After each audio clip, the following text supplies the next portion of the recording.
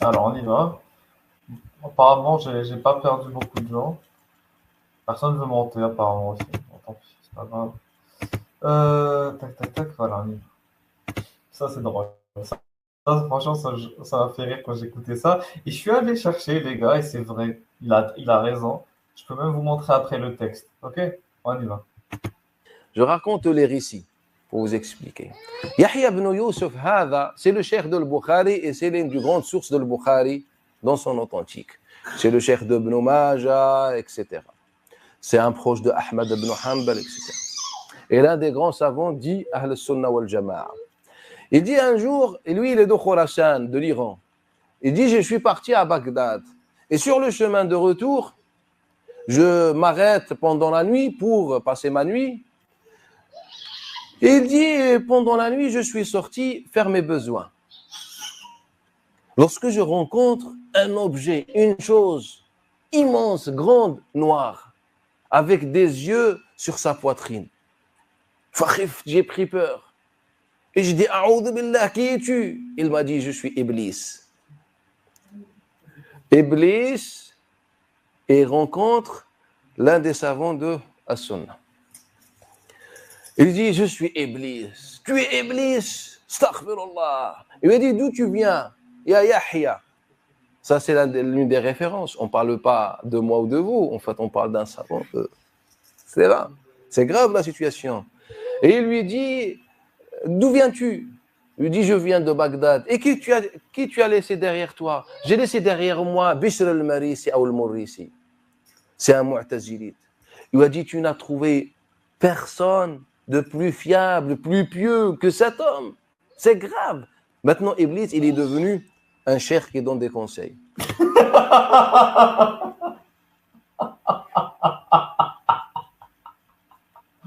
En fait, pour ceux qui comprennent pas, parce que j'imagine que tout le monde ne va pas comprendre.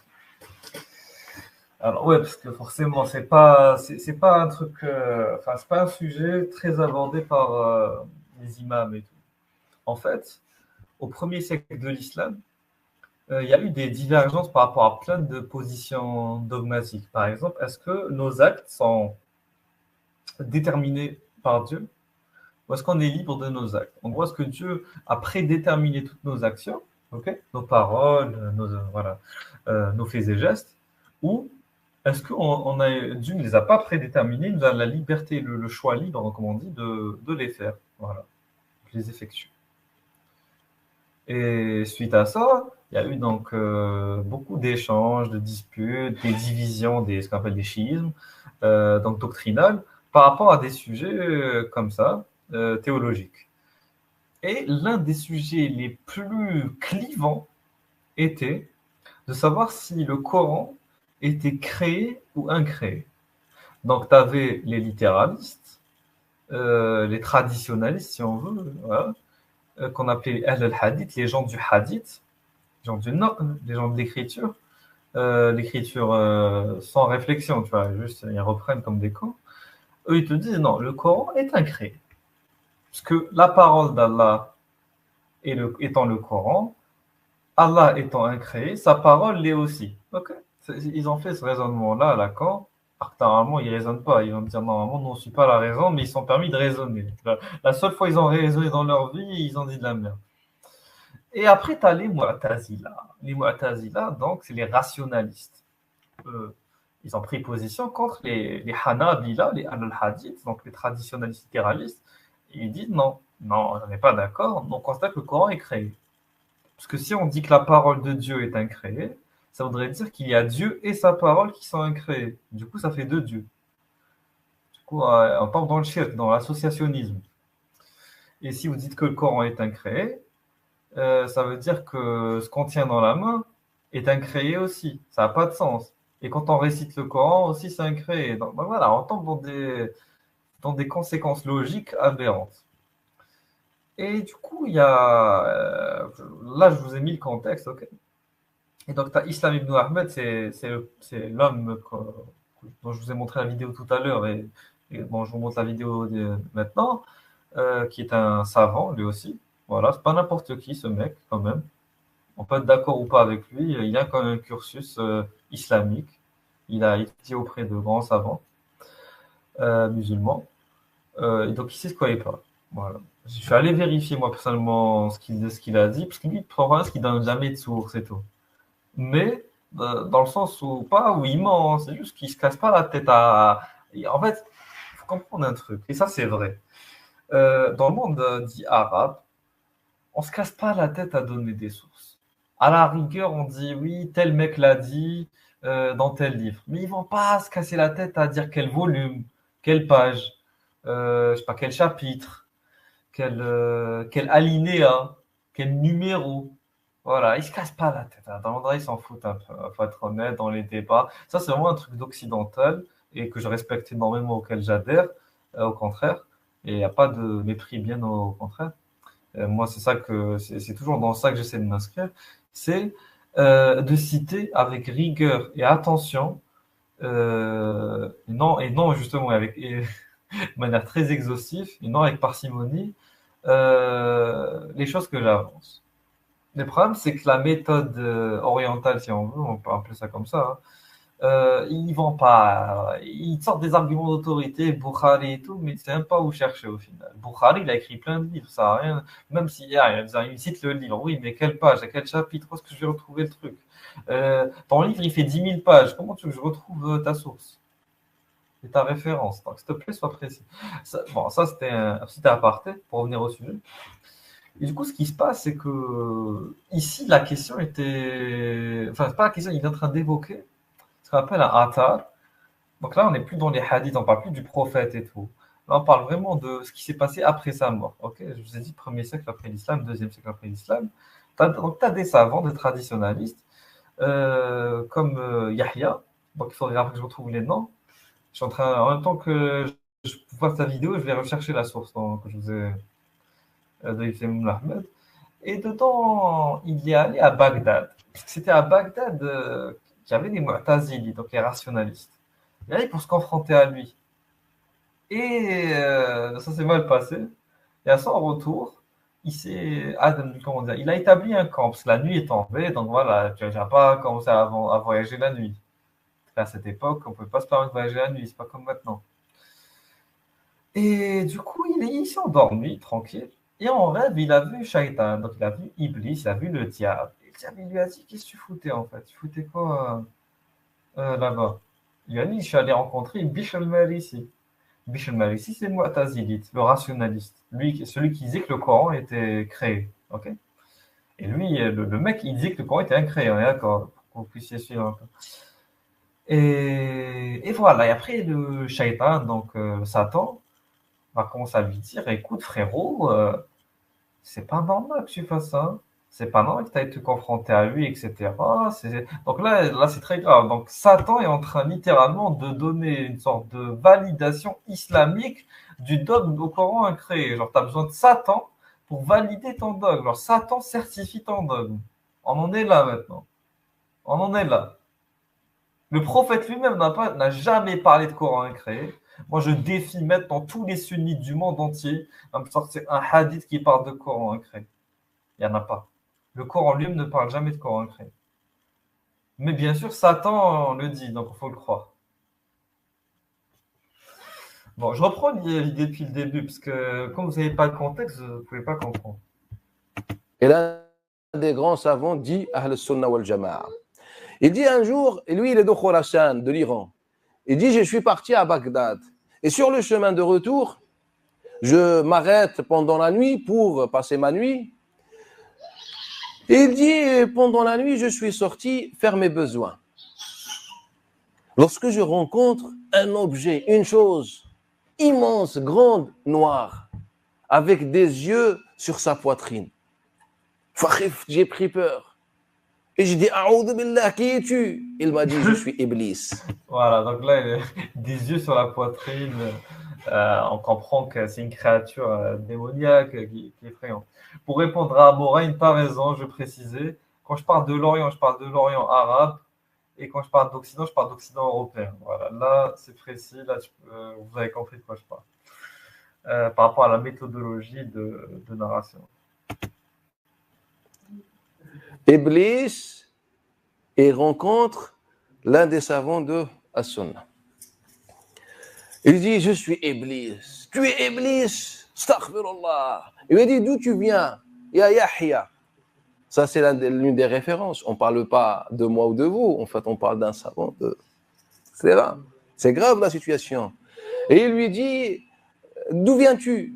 Il lui dit, je viens de Bagdad. Et qui tu as laissé derrière toi? J'ai laissé derrière moi Bishr al-Marisi ou al-Murrisi. C'est un mu'tazilite. Il lui a dit, tu n'as trouvé personne de plus fiable, plus pieux que cet homme. C'est grave.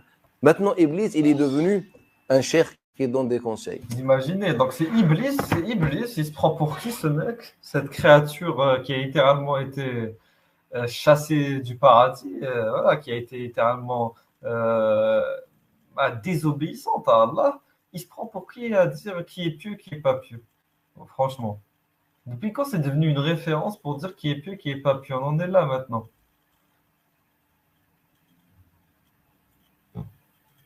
On est là. C'est Iblis qui va juger de la piété d'un être humain. Vraiment.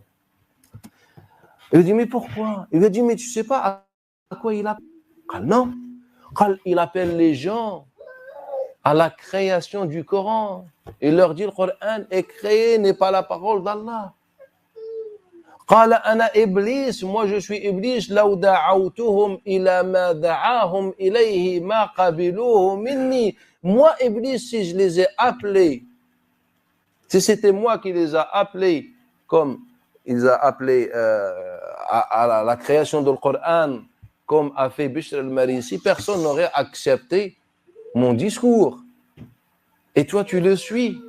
Et là Yahya ibn Yusuf lui dit, Ya Iblis, oh l'ennemi d'Allah, et toi, qu'est-ce que tu dis au sujet de le Coran?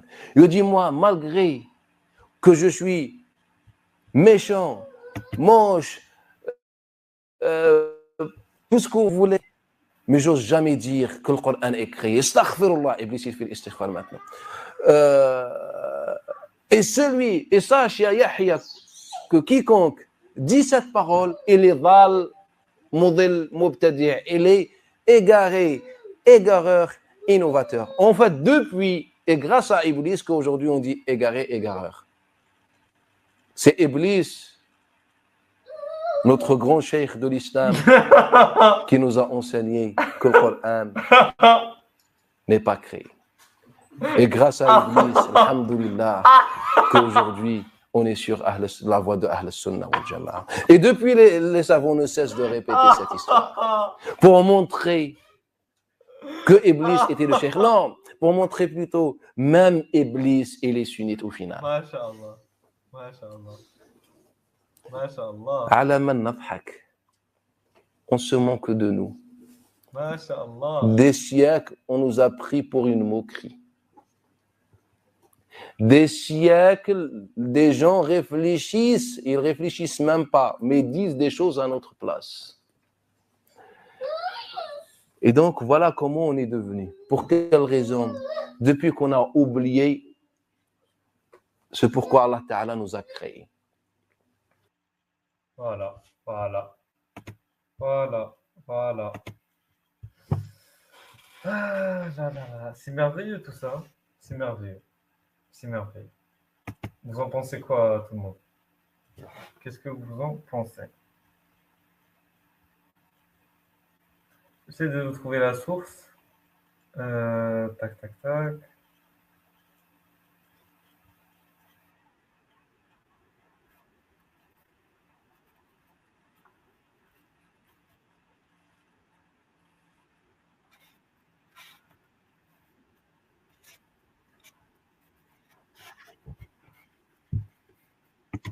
Voilà.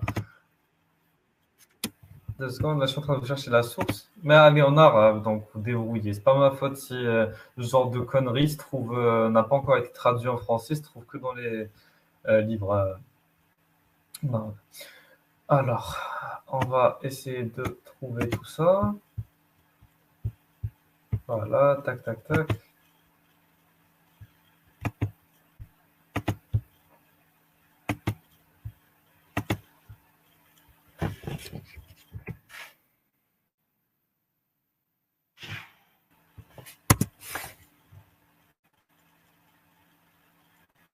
Voilà, c'est bon.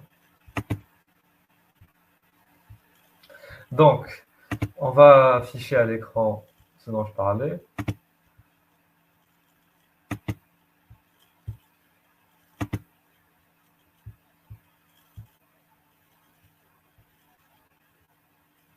Voilà. Donc là, c'est un article qui parle de Bish al-Marisi, Bish ibn Rais al-Marisi. Donc, et le sujet, c'est Bid'at al-qawl bi khalq al-Qur'an. Donc, ok. Donc, en gros, Bid'a, ça veut dire l'innovation. Al-qawl, c'est l'affirmation. Donc, en gros, c'est l'innovation d'affirmer que le Coran est créé. Ok. Donc là, le chapitre en question, il va parler de Bishr ibn Riyas al-Marisi. Donc lui, c'est un Mu'tazili, donc c'est lui le rationaliste dont je vous parlais. Ok. Et franchement, là, je vous jure, quand j'ai lu ça, c'était catastrophique. Voilà, c'était choquant. Dans le sens où ils vont passer tout l'article, là, tout ce qui était rapporté de différents savants, Hanbalites par exemple, les traditionalistes de l'école de la Hanbaliya. Donc l'école Hanbaliya qui était surnommée comme ça par rapport aux savants de référence Ibn Hanbal, Ahmed Ibn Hanbal. Donc eux, c'est les Ahlul Hadith, c'est les gens du Hadith, c'est un peu les ancêtres des salafistes. Voilà. Voilà, c'est les ancêtres des salafistes et des wahhabis actuels. Voilà, pour être très simple. Les Hanbali, ce sont les ancêtres des salafistes et des wahhabis. C'est à eux qu'ils se réfèrent quand ils font leur fatwa en général. C'est à ceux qui se réfèrent quand ils parlent de savants, de référence, justement, de confiance, de qualité, d'excellence. C'est toujours à eux voilà, qui sont cités. C'est toujours à eux qu'ils reviennent. OK?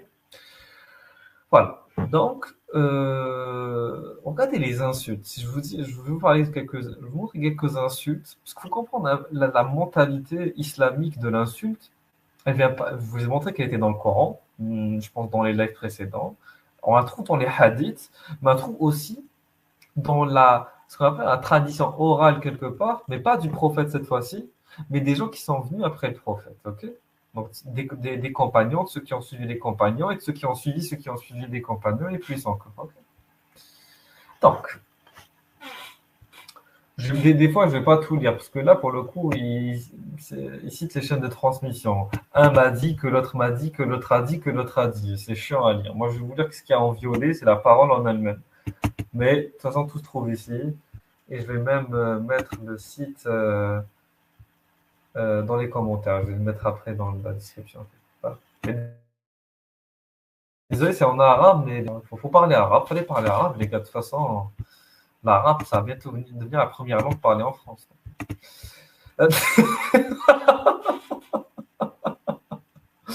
Donc, vous allez devoir me faire confiance pour la traduction en attendant que je vous donne le site pour, euh, pour le traduire vous-même avec vos propres dictionnaires et vos propres sites de translation, de traduction.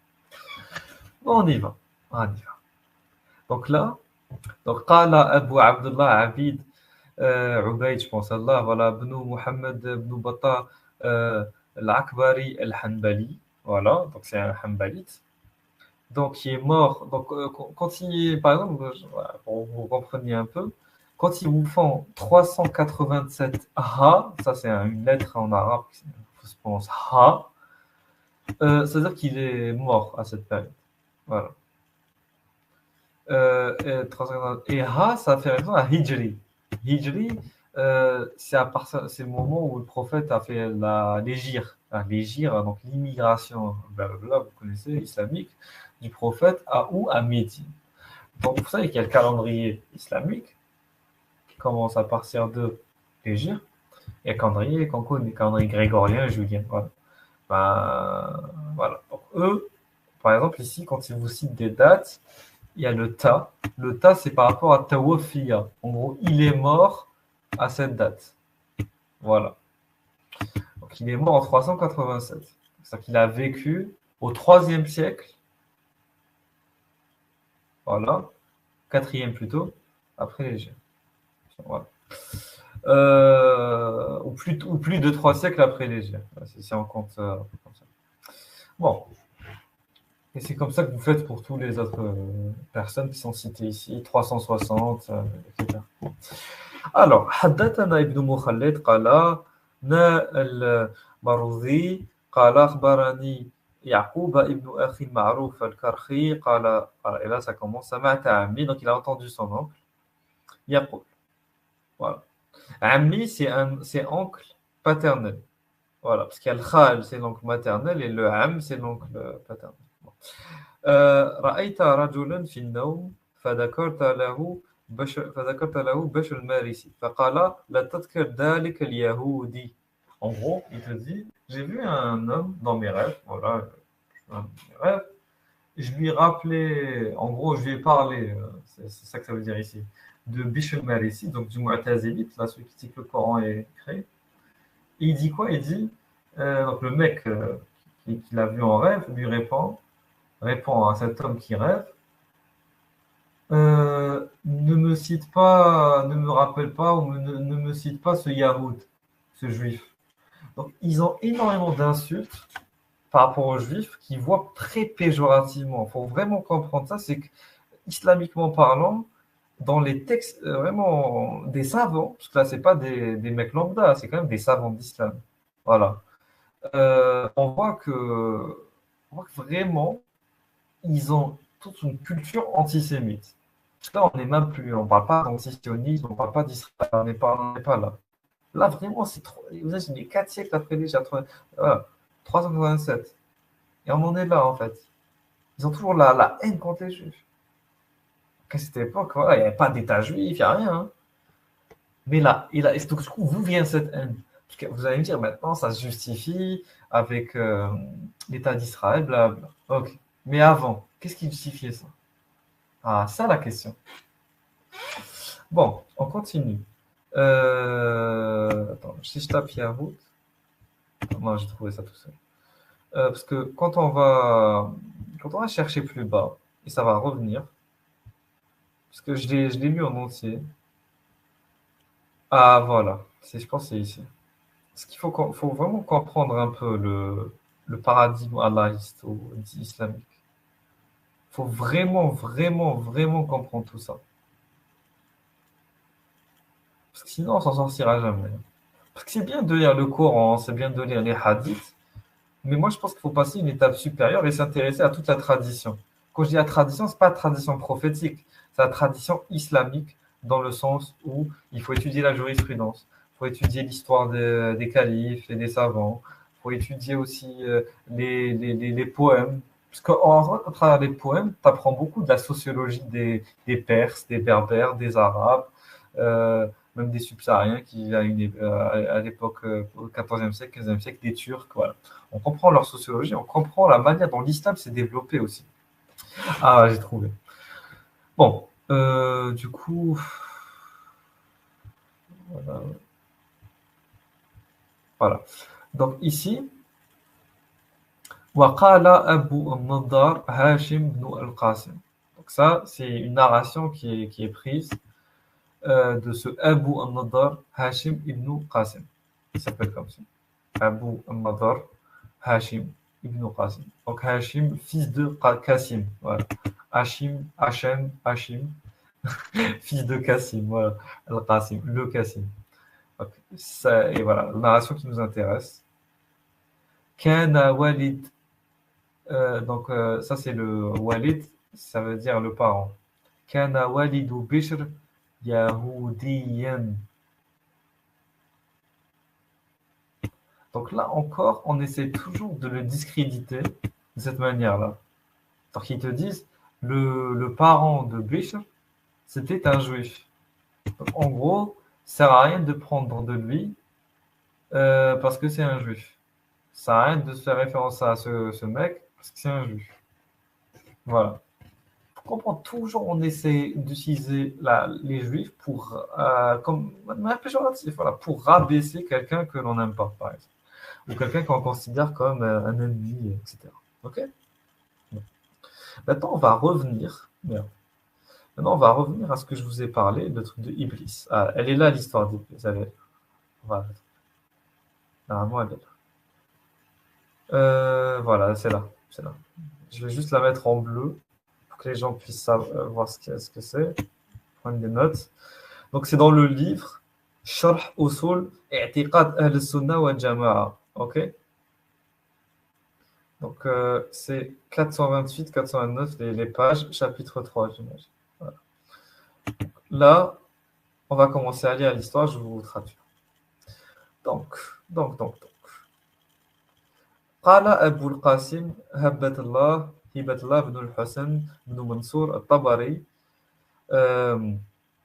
اللالكي. OK? Donc, qui est mort 418 années après l'Égypte. Bon, donc là, c'est la première narration. Hein. Bon, je peux vous la lire aussi, elle est drôle. En gros, il dit, on a entendu Hatifan. Hatifan, donc quelqu'un qui crie, hein, une sorte de crieur, un annonceur de nouvelles, on va dire, voilà. Yahtif fil bahr, voilà, qui commence à crier, qui commence à annoncer des trucs dans la fil bahr, en gros, qui crie dans la mer, voilà. Mais eux, j'imagine qu'ils étaient sur un bateau, voilà. C'est une manière de parler. Faqala, la ilaha illallah. Il dit, il n'y a de Dieu que Dieu. Kadiba al-Marisi. Marisi, il a menti sur Dieu, ala Allah. Qala.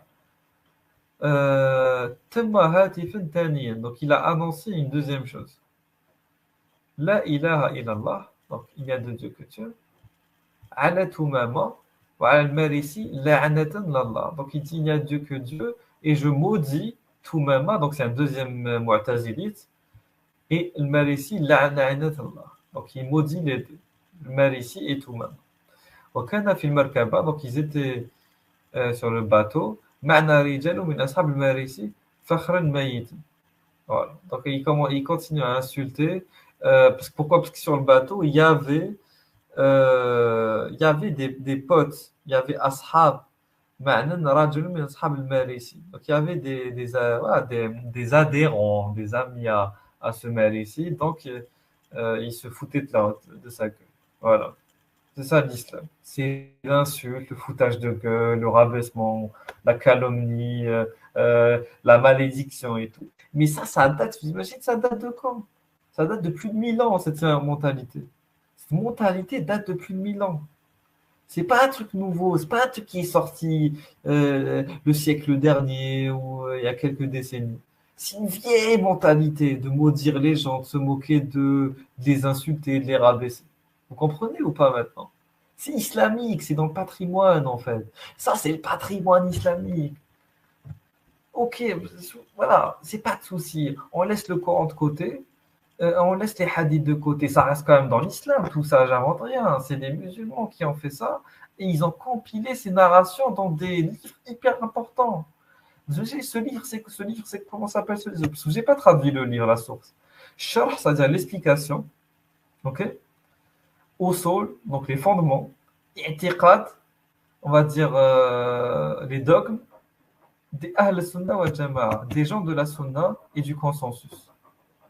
Donc là, c'est l'explication des fondements, des dogmes des gens du consensus et de la Sunna. C'est dans un livre comme ça que se trouvent toutes ces insultes. Ok? Vous avez compris ou pas? Vous avez compris ou pas l'importance de connaître tout ça? Ok? Bon, on continue. Voilà. Et là, on arrive à la partie qui nous intéresse. Moi, je vous ai pas la chaîne de transmission chiante. Et ça commence ici. Donc, ce Yahya, voilà, Yahya, c'est ici. Yahya ibn Yusuf al-Zamani. Voilà. Yahya ibn Yusuf al-Zamani. Donc, Yahya, qu'est-ce que dit Yahya? Il dit Ra'ayta laylata Jumu'ah wa nahnu fi tariq Khurasan. Donc, j'ai vu la nuit de Jumu'ah, donc du vendredi. Alors que nous, on était dans Tariq Khurasan, on était sur le chemin du Khurasan. Fi Mufzalatin Umayya, donc dans un terrain omeyyade, voilà, dans un terrain de bataille omeyyade. Iblisan fil manam. Donc, Iblis, je l'ai vu dans le manam. Le manam, donc en rêve, dans les songes. Le manam, c'est les songes, en rêve. Qal. Wa ida badanahu malbas sha'ruhu, dès là qu'on va le décrire. Malbas sha'ruhu wa ra'suhu ila al-asfal. Donc, il était poilu, il avait sa tête en bas, ses jambes étaient en haut, tu sais, il avait une forme très bizarre, voilà, très très bizarre. Wafi badane, sur son ventre, il avait des yeux enflammés, mitlanar. Voilà, donc là, il le décrit vraiment comme une sorte de créature dégueulasse, abominable. Bon, voilà. Donc là c'est censé être crédible du coup, parce que sinon, il aurait décrit beau gosse. Quelque part, est-ce que vraiment Iblis est beau gosse? Mais comme il est dégueulasse, il est effrayant. Donc là, ça passe. Là, c'est plus beau gosse. Donc là, c'est sûr que c'est lui. Là, il n'y a pas de doute. Voilà. Ok. Qulta. Maintenant, donc le mec il lui a dit, c'était qui en fait? T'es qui frérot? T'es qui? J'aime bien. Je dis, vous êtes dans un rêve, vous êtes dans votre rêve, vous êtes en train de rêver quoi. Et vous voyez un monstre dégueulasse, bizarre et tout, effrayant, odieux, voilà. Est-ce que vous allez lui dire t'es qui? Il est en train de parler de manière casual manner, ça, en gros, de manière tranquille, détente, avec un monstre. Moi, je vais pas dire t'es qui un monstre, c'est quoi? Bon, c'est pas grave. On va dire c'est pas grave, il a dit t'es qui, c'est pas grave. Là, j'essaie trop de rationaliser l'histoire. Je voudrais un peu me remettre dans la mentale des gens de l'époque, voilà.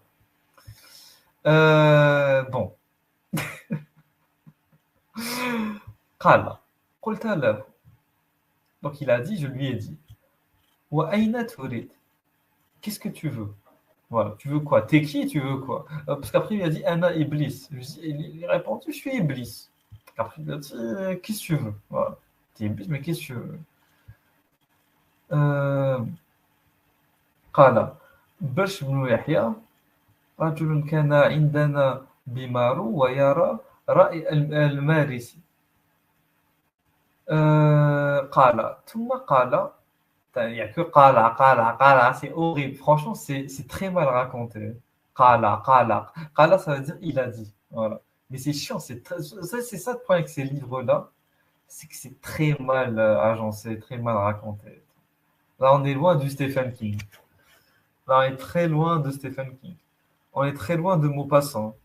On est très loin de Gustave Flaubert et les Zola. On est très très loin. Là, c'est vraiment. Bon, bon c'est pas grave. On va essayer de dire ça comme ça. Donc, il lui a dit, Bachir ibn Yahya, que. Donc, c'est notre pote. رجل كان عندنا بمار ويرى رأي المريسي. Donc, il y a un mec qui a la même pensée que ce Marisi. قال ما من مدينة إلا لو هي فيها خليفة قلت من خليفتك بالعراق قال بش المارسي دعا الناس إلى ما عجزت عنه قال القرآن مخلوق. Donc il est en train de dire genre d'où tu viens, etc.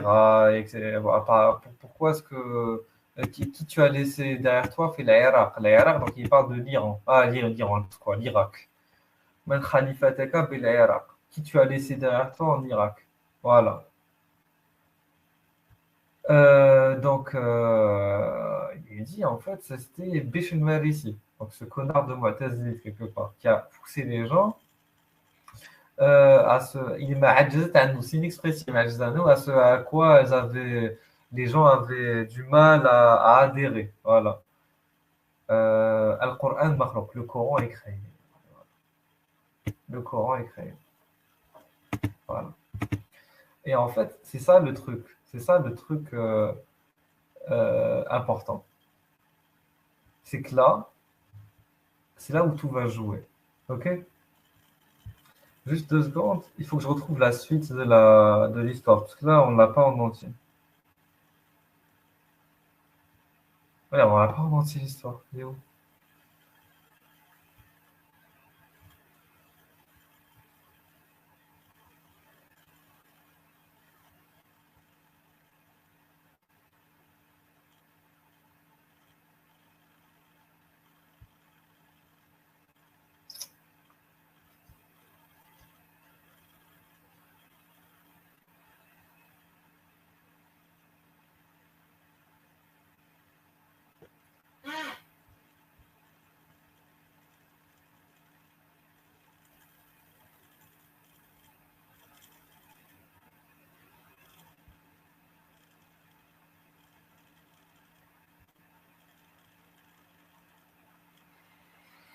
Hmm.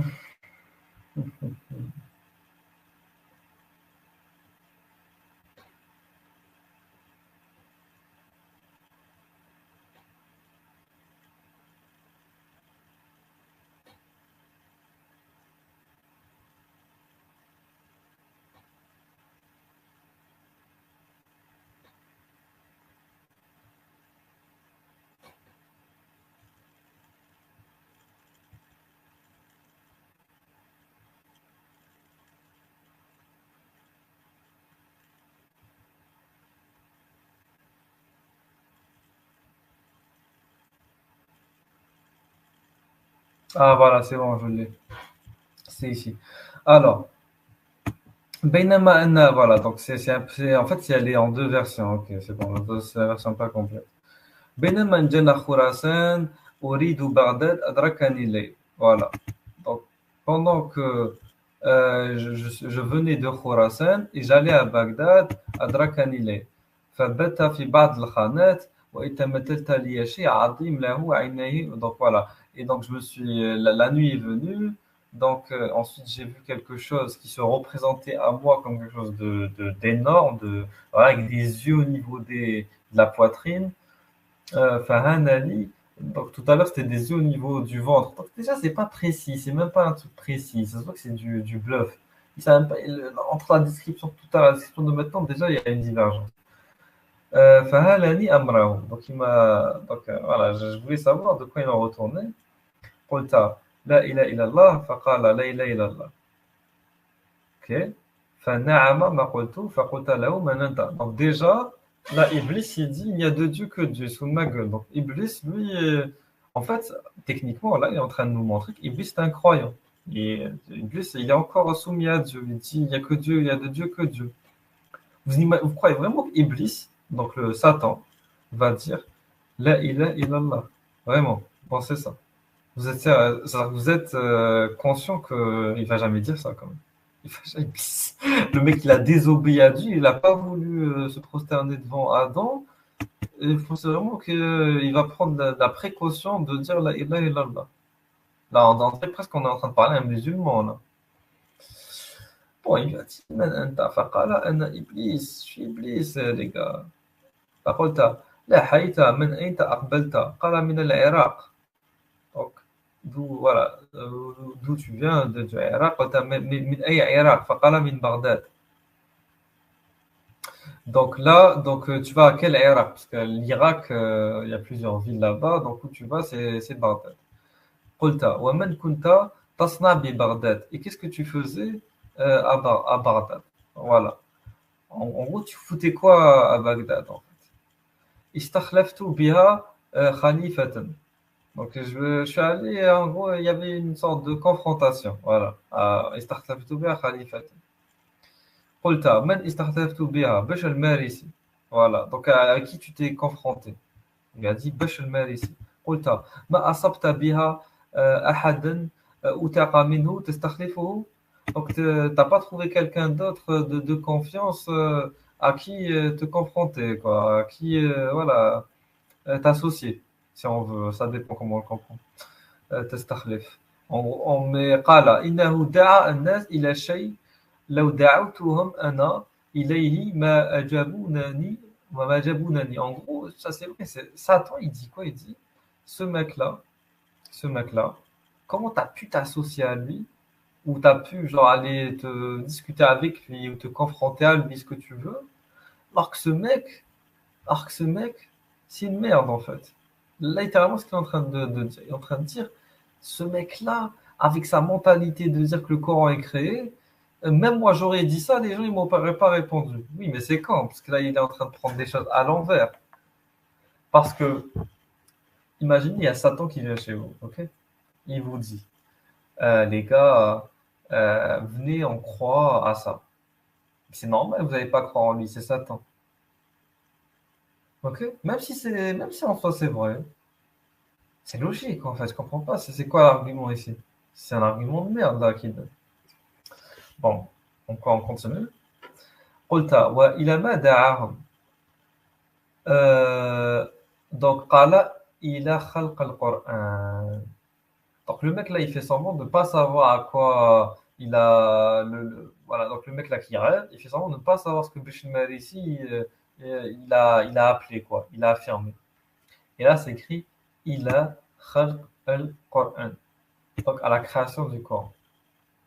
قال الشيخ وزنا خارون. Donc là l'histoire continue. فقلت فأسألك بالله إلى إبليس ما تقول أنت في القرآن. Donc là, littéralement, il est en train de lui parler comme si c'était un musulman. Donc je te demande par Allah, ô Iblis. Imaginez ce qui est écrit dans cette phrase. Je te demande, donc il lui pose une question, par Allah, ô Iblis.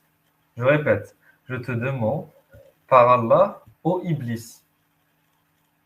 Que dis-tu toi du Coran? Donc là, il lui demande littéralement une question théologique. Iblis est devenu, comme a dit Islam Ibn Ahmed, une référence dogmatique. Que dis-tu sur le Coran? ما تقول أنت في القرآن؟ فقال أنا وإن عصيت الله.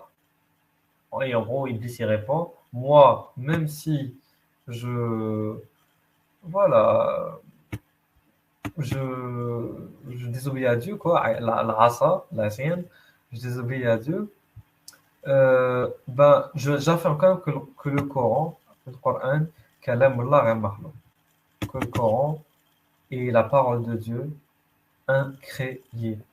Et ça, c'est dans le livre Al-Ibana al-Kubra. Voilà. C'était à ça que je voulais vous amener. Ça a pris du temps pour arriver à ça. Donc, c'est ça le problème. Le problème, c'est que ils sont prêts littéralement à faire intervenir Satan en des rêves à Caen, etc., pour se donner gain de cause. On en est là. On en est là. On en est là. Et là, si je vous lisais tout ce qu'il y a écrit, ce serait voilà, ce serait trop. Ce serait trop. Ce serait infâme. Bah, je vais juste finir par. Euh, euh,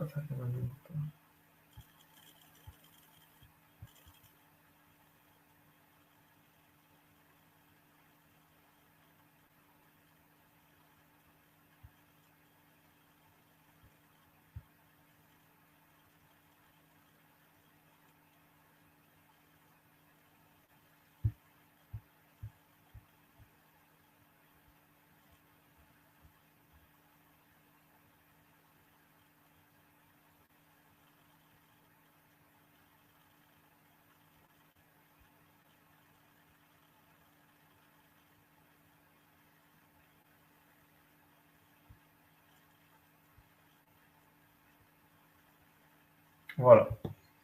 Donc là, c'est Dhikr man kafara, min kufr plutôt, bishal marisi min ulama. Donc là, c'est tous les ulama, donc tous les savants d'islam qui ont déclaré bishal marisi de kafir, donc de mécréant. Donc là, ils vont te dire, donc, man qala al-Qur'an makhlouq, celui qui dit que le Coran est créé, wallahu alladhi la ilaha illallah, huwa zindiq. Voilà. Celui qui dit que le Coran est créé, il est zindiq. Direct. Dans l'autre, il dit, il est kafir. Voilà. C'est même pas un hérétique, lui, c'est un kafir. Voilà. Ensuite, on continue. Ijtama'a, donc il y a un accord, un consensus, si on veut, entre son avis et le ra'i plutôt, donc l'avis de An-Nadr, Hashim ibn Qasim, et toute une assemblée de fuqaha, de juristes consultes, que ce maire ici, donc est un kafir, jahid, nar an yastatab, donc soit il va faire repentance, ou soit on frappe sa nuque. Voilà. Ensuite, on continue, c'est la même chose ici. Balarani et Bishmarissi, donc je sais que Bishmarissi, il dit que le Coran est créé. Donc, إن أطفرني به إلا قتلته قتلا ما قتلها أحد قطا. Si je le pouvais, je le tuerais d'une manière où je tuerais, où quelqu'un tuerait un chat. Parce que, en fait, eux, ils s'en foutent, voilà, ils prennent des chats comme si c'était. J'aime bien que certains musulmans te parlent de chat, il faut bien traiter le chat. À cette époque-là, apparemment, ils s'en foutaient du chat. Ils te disent, je l'aurais tué comme j'aurais pu tuer un chat. Ahadan qatan. Voilà. Et là encore, on revient. C'est une autre parole qui dit que s'il ne fait pas repentance, eh ben, j'aurais frappé sa nuque. En gros, j'aurais décapité. Voilà, vous avez compris.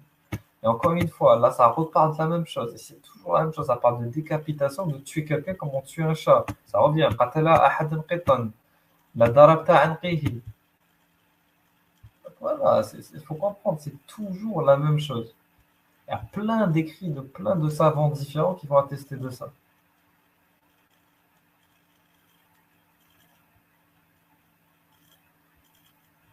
Là, par exemple, regarde ce qui est écrit. Bishmarisi wal assam kafiran halala damihim. Donc leur sang est licite. Encore une fois, ça renvoie sur ces expressions-là. Le sang est licite. Ça date, ça date de plus de 1000 ans. Voilà, ça date de 387. Comprendre, c'est ce langage qu'on a maintenant. C'est dans le patrimoine islamique. Ok?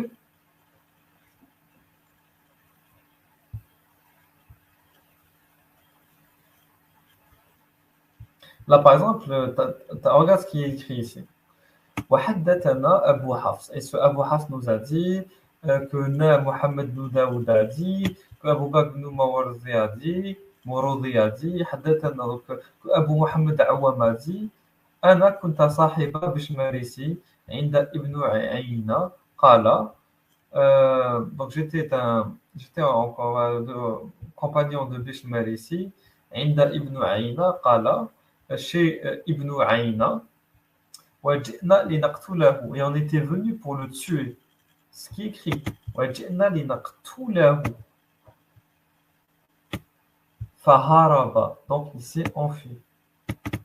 Qu'est-ce que ça veut dire ici? C'est-à-dire que là, ils sont en train de légitimer le fait de tuer quelqu'un qui n'a pas la même pensée qu'eux. Ils disent pas c'est haram.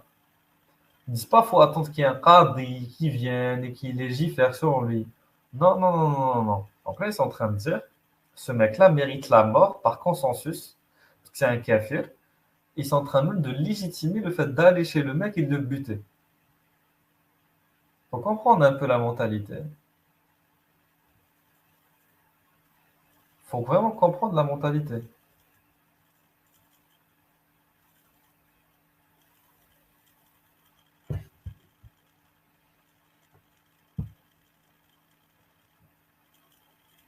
Voilà, donc on peut citer plein de narrations, mais moi je pense qu'on en a déjà assez. Après, on peut revenir dessus un autre jour, mais pour l'instant, ça va. Voilà.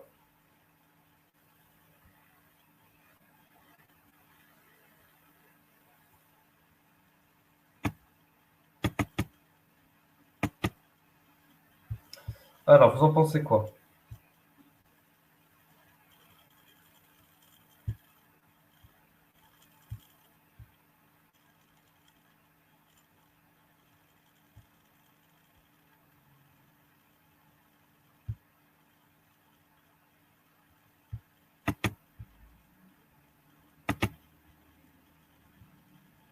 Ah, je vais vous montrer une vidéo intéressante.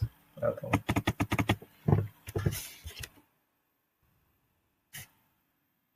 Après, on arrête.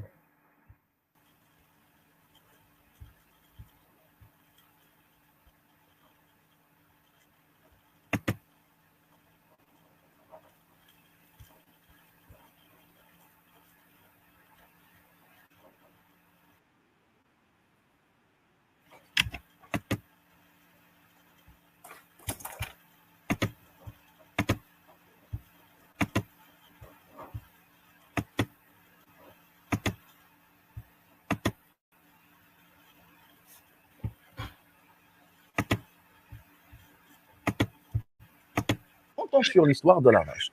Allah Ta'ala, il dit par l'intermédiaire de son message, il dit aux enfants d'Israël, Allah vous demande d'abattre, d'égorger une vache. قالوا أتتخذنا هزوا قال أعوذ بالله أن أكون من الجاهلين. C'est-à-dire, est-ce bien la demande d'Allah Ta'ala? Il leur a dit oui, bien sûr, je ne vais pas inventer des choses sur Allah. قالوا ادع لنا ربك يبين لنا ما لونها. Demande à ton Seigneur qu'il nous détermine sa couleur. Allah il répond قال إنه يقول إنها بقرة صفراء فاقع لونها. Il vous dit qu'il s'agit d'une vache jaune de couleur vive. فافعلوا ما تؤمرون. Demandez ce qu'Allah Ta'ala vous demande de faire. قالوا ادع لنا ربك يبين لنا ما هي إن البقرة تشابه علينا. Donc ils demandent, là ils vont demander encore, demande à ton Seigneur qui nous explique davantage la question de la vache, car les vaches de cette couleur sont nombreuses. Et nous, on veut plus de précision. Il ne faut pas se tromper. Ibn Abbas, il nous a sorti un jour que les enfants d'Israël, au lieu de se contenter de faire ce qu'Allah Ta'ala leur demande, ils ont posé trop de questions, alors que c'est faux. Le contexte nous dit le contraire. On est tous tombés dans cette erreur autrefois. Quand on lit, en fait, non, les enfants d'Israël avaient de la bienveillance. Ils voulaient appliquer correctement l'ordre divin. Ils ne cherchaient pas à se poser trop de questions. Ils voulaient en savoir pourquoi. En fait, car quand on regarde dans le Coran, quand il raconte un récit, il a tendance de raccourcir les choses. C'est comme dans l'histoire de Adam, la création de Adam. Lorsque Allah Ta'ala il dit aux anges, je vais créer un homme sur terre, et les anges, on s'est posé la question, comment les anges savaient qu'il allait faire ceci, cela. En fait, non, c'est faux. Allah Ta'ala, avant qu'il mette son projet en pratique, en place, il a raconté aux anges, écoutez, voilà, il y aura Adam, des enfants de Adam, ils vont se marier, ils vont faire ceci, cela, ils vont faire une civilisation. Il a raconté tout son projet, et c'est à ce moment où les anges ont répondu en disant tu vas créer quelqu'un qui est comme ça, etc. Et donc ce n'est pas comme disent les Ka'b al-Ahbar, les autres, que les djinns vivaient avant ou je ne sais pas. Non, pas du tout. Allah Ta'ala, dans le Coran al-Karim, il raconte une chose et après, pour des raisons, il va raccourcir, comme dans l'histoire de Moussa alayhi salam, lorsqu'il lui demande de frapper sur le rocher pour faire sortir l'eau. Il n'est pas entré dans le détail. Et donc, Moussa, il a frappé quelques fois et non, directement, il nous donne la conclusion, la suite. Et donc, les enfants d'Israël demandent à Allah Ta'ala qu'il leur donne plus d'explications. Et là, cette fois-ci, Allah Ta'ala, il dit « Innaha baqaratun la dhaloul »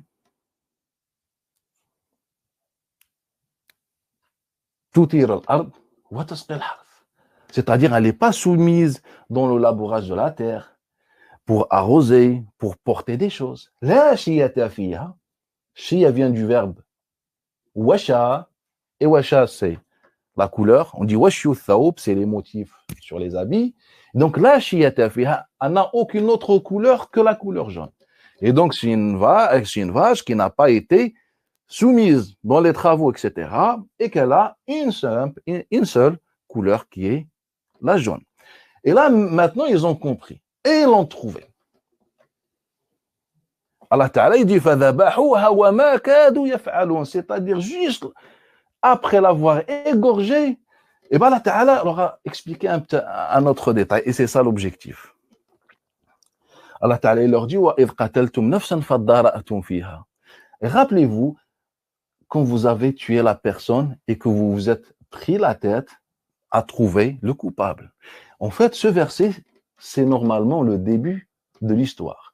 Maintenant, pourquoi Allah leur a parlé de la vache? C'est parce que quelqu'un a été assassiné et qu'on n'arrivait pas à trouver le coupable. On est d'accord sur ça. C'est ce que dit le Coran.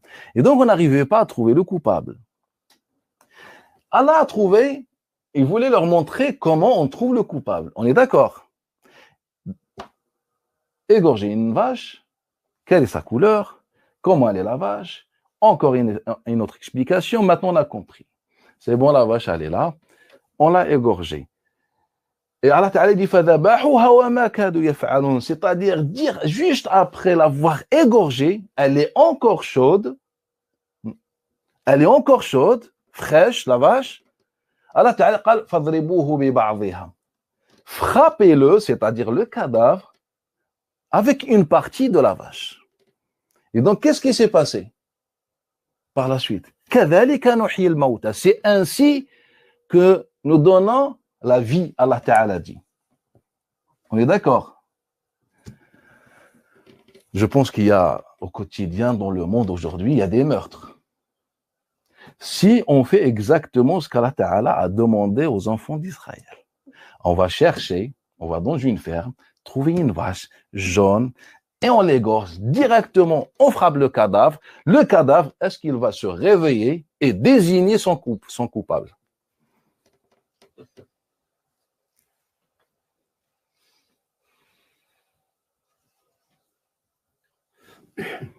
Jamais essayé. Hein?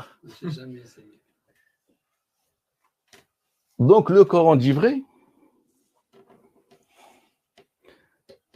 Vous allez me dire que c'est un miracle. C'est pas un miracle, car Moussa n'est pas concerné. Moussa, il n'est ni le tueur, ni le juge, ni quoi que ce soit. Qui est concerné par l'histoire, par chercher la vache, par égorger la vache? C'est les enfants d'Israël.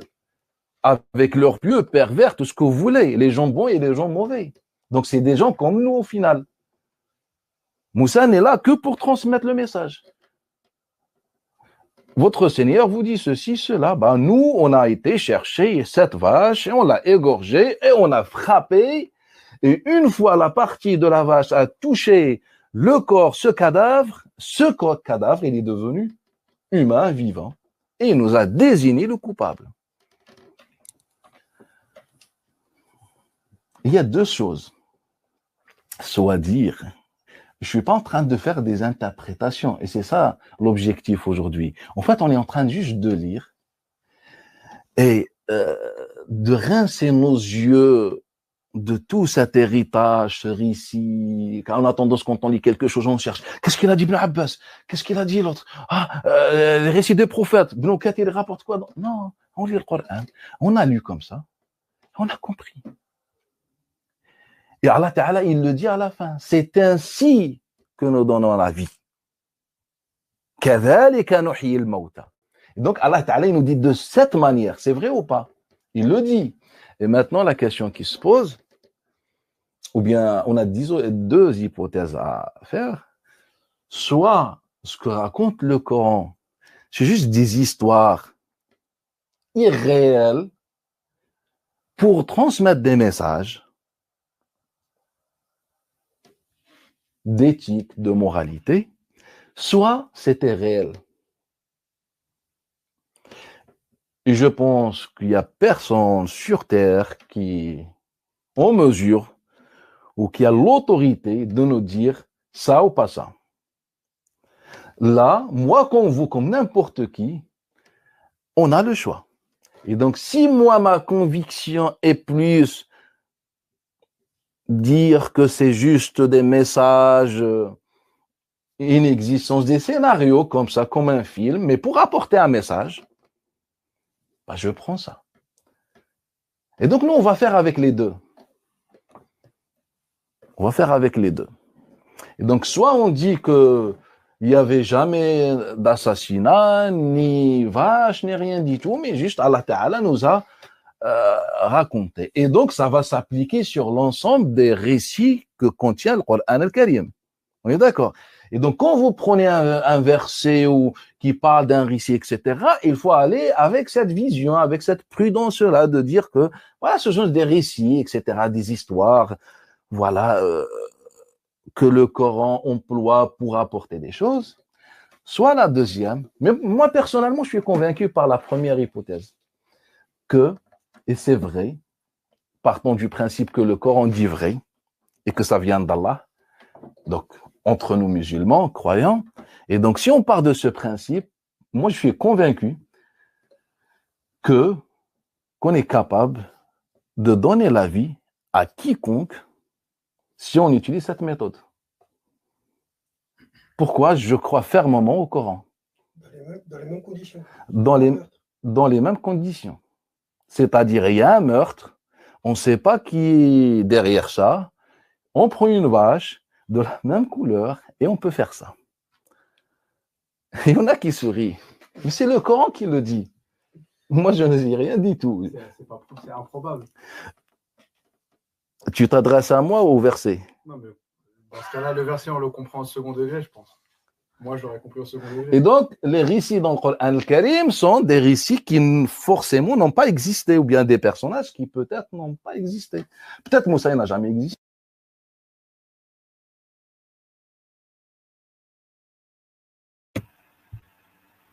Salut, salut. Alors, je vais vous inviter tout de suite, tout le monde. Est-ce que vous m'entendez déjà?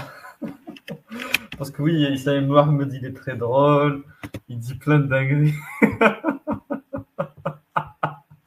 Bon, si vous voulez, on continue ça une autre fois. Je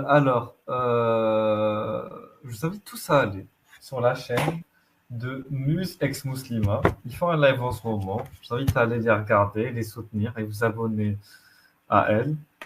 Donc, attendez, je vous montre. Voilà, 2 secondes. Tous. Attends, je vous envoie le lien. Vous savez quand je vous envoie le lien, voilà, en chat. Je vous envoie le lien dans le chat. Et j'invite tous à aller. Je vais arrêter le live et je vais aller les regarder moi aussi pour les soutenir. Donc, Muse, je vais envoyer dans le chat maintenant. Pour ceux qui ont la flemme de chercher par YouTube. Voilà. Alors, tac, tac, tac. Normalement, c'est bon.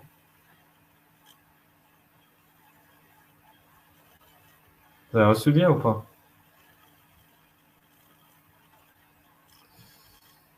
C'est bon. Voilà. On y va. Voilà, c'est bon.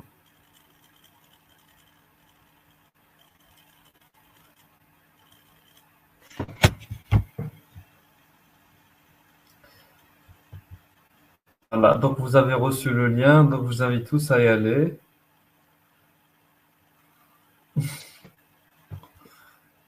Vous m'entendez?